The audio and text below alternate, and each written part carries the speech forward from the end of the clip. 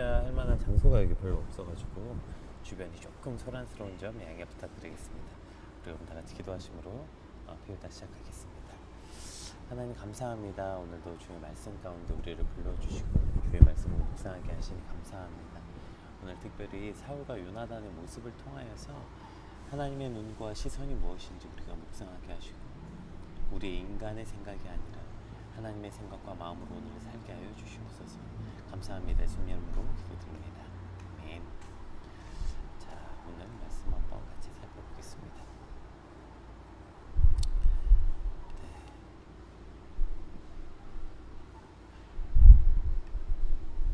오늘 우리가 함께 살펴볼 말씀은 사무엘상 20장 24절에서 34절까지 말씀인데요. 아직 PPT가 잘 안 뜯어서 볼게요.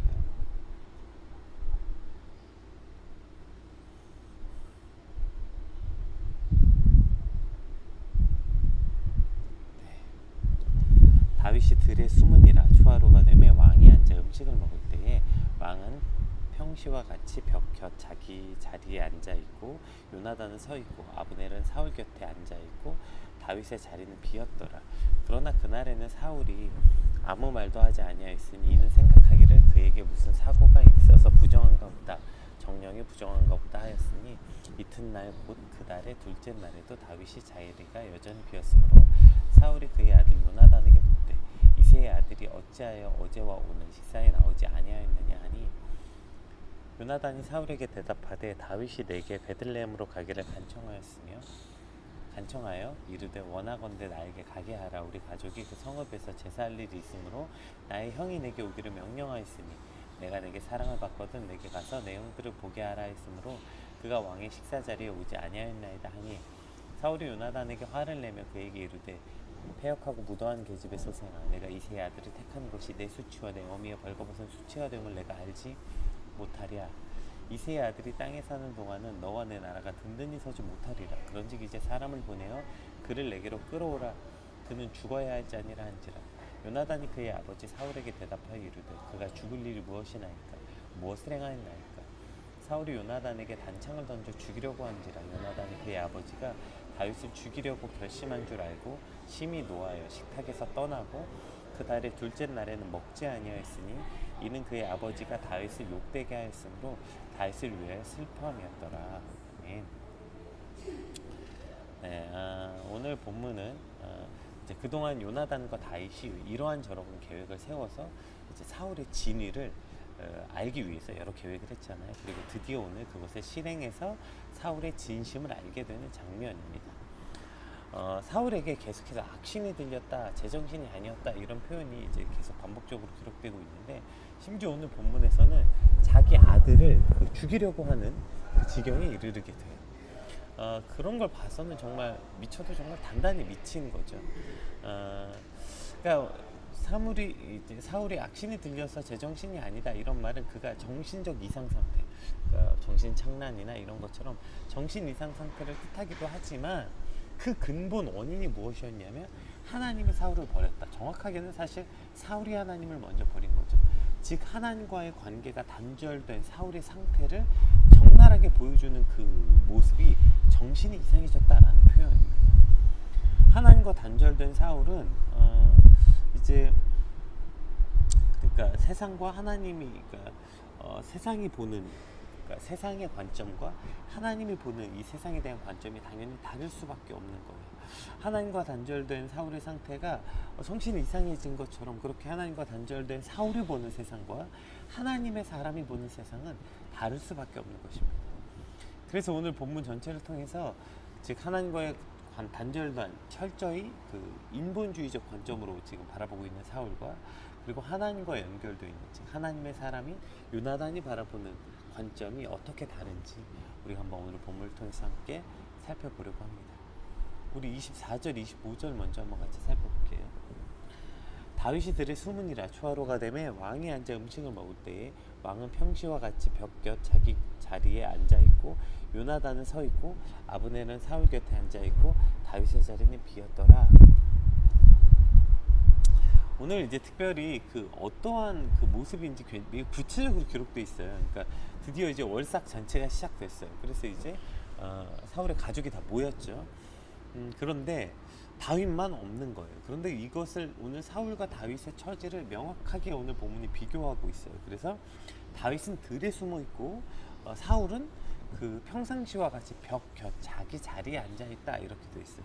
여기서 벽 곁이란 말은 어떤 뜻이냐면 그 몸을 가장 잘 보호할 수 있는 가장 안전한 자리를 뜻하기도 하고요. 이제 고대 근동에서 출입구의 반대쪽이 가장 높은 좌석, 그러니까 상석인 것이죠. 그러니까 지금 사울은 가장 안전하고 가장 높은 곳에 앉아 있다. 이것을 지금 오늘 본문에서 표현하고 있는 것이에요. 그러니까 다윗은 들에서 자기 목숨이 가장 위태로운 곳에 서 있었고, 사울은 가장 안전하고 높은 곳에 앉아 있다. 지금 이것을 표현하고 있는 것입니다. 근데 이렇게 바라보는 것. 그러니까 다윗은 가장 천하고 낮은 자리인 들, 그리고 목숨의 경각에 달해서 가장 위태로운 곳인 들에 앉아 있고, 사울은 가장 안전하고 높은 곳에 앉아 있습니다. 이것은 지극히 인본주의적 관점이라는 거예요. 진수성찬의 잔치와 또 가장 안전하고 높은 곳에 앉아 있는 사울, 그리고 두려움에 벌벌 떨면서 들에 숨어 있는 다윗. 그러나 하나님과 함께하는 다윗의 그 들은 세상 그 어느 것보다, 심지어 왕궁에서 왕의 자리보다 안전하고 가장 평안한 곳이 되며, 오늘 사울이 앉아있는 그 잔치 자리는 세상 그 어느 것보다 가장 불안하고 위험한 자리가 되는 것이라는 것이죠. 그리고 이것을 철저하게 깨달은 다윗은 이렇게 고백합니다. 우리 시편 84편 한번 같이 볼까요? 시편의 다윗은 이렇게 고백해요. 우리가 너무나도 잘 아는 말씀이죠. 주의 궁정에서 한 날이 다른 곳에서 첫날보다 나은즉 악인의 장막에 거함보다 내 하나님의 문지기로 있는 것이 좋사오니 여호와 하나님은 해요 방패시라. 여호와께서 은혜와 영화를 주시며 정직히 행하는 자에게 좋은 것을 아끼지 아니하실 것임이니이다. 만군의 여호와여, 주께 의지하는 자는 복이 있나이다. 네, 이렇게 고백하고 있습니다. 그러니까 주님의 집들 안에 지내는 하루가 다른 곳에서 보내는 첫날보다 낫기에 악인의 장막에서 살기보다는 하나님 집 문지기로 있는 것이 더 좋습니다 라는 다윗의 고백이죠. 그래서 결론은 만군의 여호와, 주께 의지하는 자야말로 그것이 가장 큰 복입니다, 이렇게 고백하는 것입니다. 이것이 다윗의 체험이었고 다윗의 고백이었습니다. 그렇다면 오늘 말씀을 묵상하는 저와 여러분이 바라고 꿈꾸는 자리는 어디일까요? 안락하고 평안한 자리, 높고 안전해 보이는 자리. 사실 우리는 모두 그런 것을 꿈꾸는 거 아닙니까? 우리가 직업을 선택할 때도 마찬가지 아니에요? 직업 선택할 때 가장 기본이 되어 있는 게 뭐예요? 저거죠. 높은 자리인가, 그러니까 그것이 좋은 대우를 해주는가, 혹은 안정적인 직업인가. 그래서 철밥통 공무원에게 그런 거잖아요. 안정적이라고 해서. 여러분, 뭐가 정말 안정적이고 뭐가 정말 높고 가치 있는 곳입니까? 우리에게 가장 안정된 곳은 하나님이 계신 곳이 가장 높은 곳이며 하나님이 계신 곳이 가장 안정된 곳이죠. 이것이 우리가 꿈꾸고 소망해야 되는 자리임에도 불구하고 안타깝게도 우리는 헛된 것을 꿈꾸는 것이죠. 요즘에 철밥통이 어디 있습니까? 뭐가 안정적이에요? 뭐가 안정적 직업이에요? 하나님이 계신 곳이 가장 안정적인 곳이고 하나님이 계신 곳이 가장 높은 곳임을 믿고 꿈꾸는 것, 오늘 그것이 저와 여러분의 시선이 되시길 주님으로 축복합니다. 자, 이제 이렇게 이제 다윗과 사울의 모습을 이제 보여주면서 이제 드디어 이 계획한 것을 실행합니다.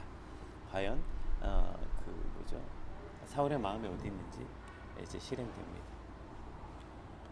그러나 그날에는 사울이 아무 말도 하지 않았죠. 첫째 날에 이제 다윗이 오지 않았다 이렇게 돼 있죠. 이렇게 좀 전에 읽었고, 그러나 사울이 아무 말도 하지 않았다. 이는 생각하기를 그에게 무슨 사고가 있어 부정한가 보다, 정령이 부정한가 보다 했으니, 여기서 이제 부정했다는 거, 부정한 동물을 만졌거나 이제 몽설을 하였거나 이제 그렇게 되면 하루 동안 자신을 정결케 해야 됐어요. 그래서 다윗이 못 왔나 보다 생각하고 하루는 넘어갔어요. 이튿날 곧 그 달의 둘째 날에도 다윗의 자리가 여전히 비어 있으므로 사울이 그의 아들 요나단에게 묻되, 이 세 아들이 어찌하여 어제와 오늘 식사에 나오지 아니하였느냐 하니, 요나단이 사울에게 대답하되 다윗이 내게 베들레헴으로 가기를 간청하여 이르되 원하건대 나에게 가게 하라. 우리 가족이 그 성읍에서 제사할 일이 있으므로 나의 형이 내게 오기를 명령하였으니. 요건 이제 그냥 요나단이 추가한 거죠. 왜냐하면 다윗의 편에 서기 위해서 오히려 다윗에게 그 책임을 조금이라도 돌리지 않게 하기 위해서 다윗의 형이 불렀다, 지금 이렇게 말하고 있는 거죠. 내가 내게 사랑을 받거든 내게 가서 내 형들을 보게 하라 했으므로 그가 왕의 식사 자리에 오지 아니하였나이다 하니 사울이 요나단에게 화를 내어 이르되 패역하고 무도한 계집에서 생하 내가 이새의 아들을 택한 것이 내 수치와 내 어머니의 벌거벗은 수치가 되면 내가 어찌할지 못하랴. 네, 이렇게 기록하고 있습니다. 그러니까 이 결과가 드러났죠. 안타깝게도 요나단의 기대와 정반대였고 다윗의 한 말과 지금 맞죠.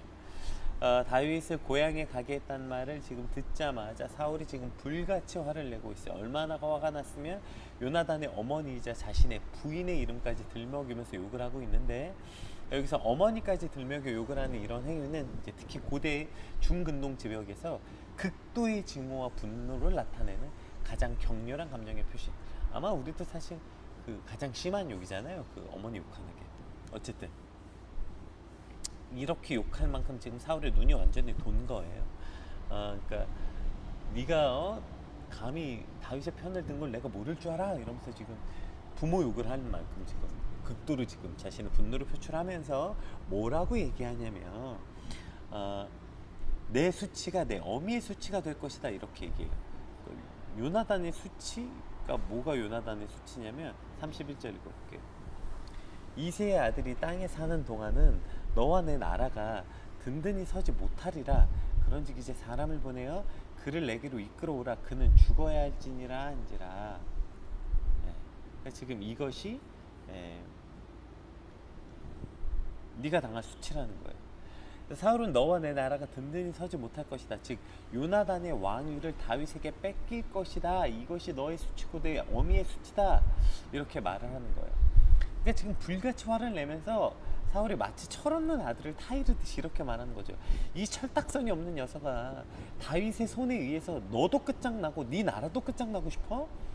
이제 소꿉놀이 끝났으니까 정신 차리고 가서 다윗이나 잡아와, 이 철딱선이 없는 아들아. 이러한 어투인 거죠. 결국 내가 이렇게 화를 내고 다윗을 죽이려고 하는 게 너와 네 나라를 위해서야, 너의 장래를 위해서야. 그러니 그만 저 철딱선이 없는 소리 좀 우정놀이 그만하고 이제 정신 차리고 다윗 잡아와, 이렇게 말하고 있는 것입니다. 그러니까 지금 이것이 다 너를 위한 거다, 너의 장래를 위한 거다, 내 나라를 위한 것이다, 지금 이렇게 말하고 있는 거거든요.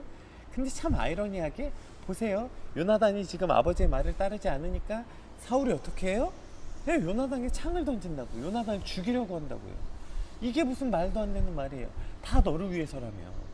다 요나단 너를 위해서라고 말해놓고 결국 자기의 말을 따르지 않으니까 요나단을 죽이겠다는 거예요. 이것이 인간의 본질을 표현하고 있는 거예요. 이거 다 널 위한 거야. 이 말이 얼마나 자기 기만적인 말인지, 그 말을 통해서 우리는 얼마나 많은 사람들에게 폭력을 행사하고 있는지 보여주고 있는 것이죠. 부모가 다 자식을 위한 거다, 이거 다 널 위한 것이다, 이 말이 정말 그 아이를 위한 일일까요? 결국 자신의 체면과 자신의 생각과 자신의 소망을 자식에게 투영하는 경우가 대부분이라는 거예요.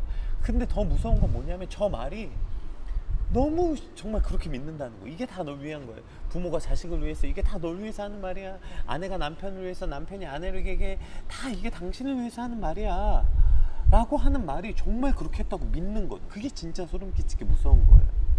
정말 그 사람을 위해서, 정말 다른 사람을 위해서, 목회자가 성도를 위해서, 혹은 뭐 자식이 부모를 위해서, 아내가 남편을 위해서 하는 말이라면 정말 단 한 번만이라도 진지하게 물어봤어야죠. 그 사람에게 정말 그것이 당신이 위한 것인지, 정말 당신이 원하는 게 무엇인지 한 번만이라도 제발 물어봐. 근데 그냥 내 생각이 맞다고 확신하고 그대로 해버리는 거예요. 내 생각이 맞아, 네 말이 틀려, 그러니까 내 말대로 해. 이게 다 널 위한 거라니까. 이것이 얼마나 큰 독선입니까?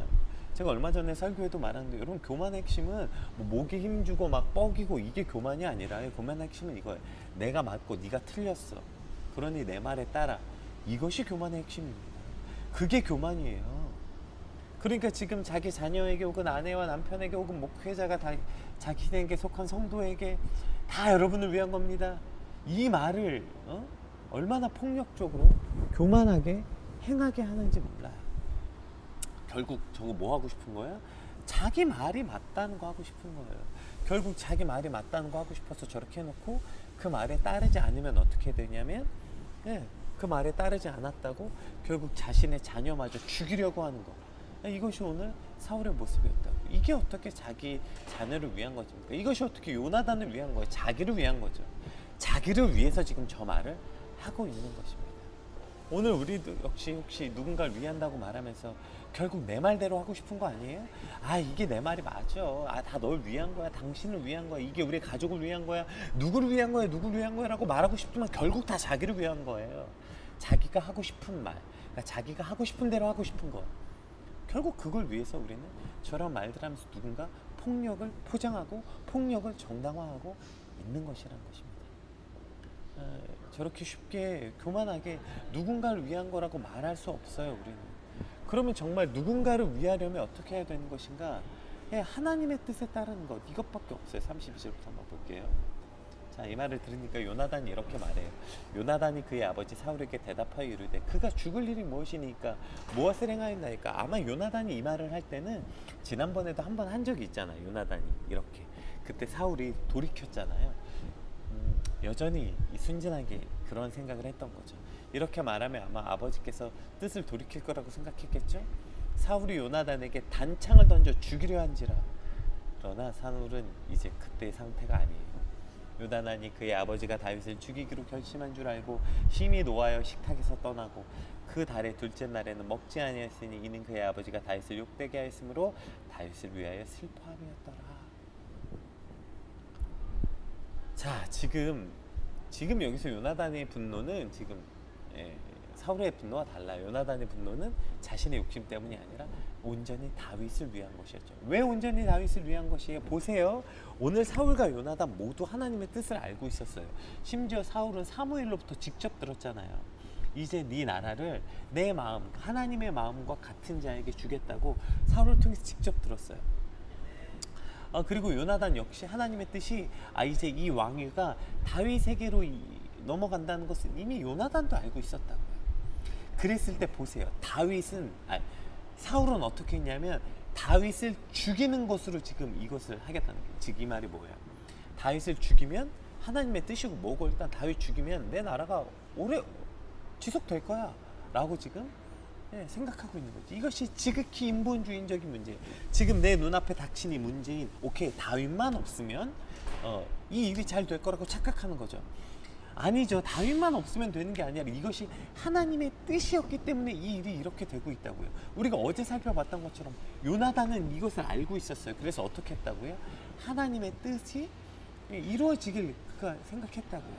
그러니까 하나님의 주권이 어디 있는지 어제 나누었잖아요. 하나님의 주권이라는 것은 그 하나님이 하나님이 행하실 일을 하나님이 결정하실 것이라는 걸 믿는 거라고요.